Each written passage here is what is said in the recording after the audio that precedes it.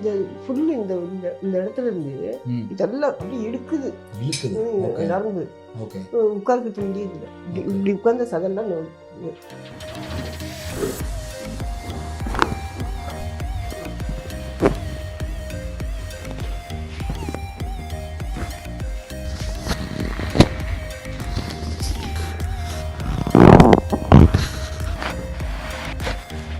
Okay.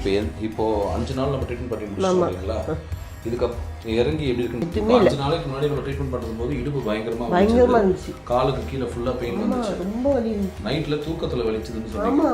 இப்போ treatment பண்ணதுக்கு அப்புறம் உங்களுக்கு என்னெல்லாம் நல்லா இருக்கு. எந்த தொந்தரவும் இல்லை. சூப்பர். இப்போ நிம்மதியா தூங்க முடியுதா?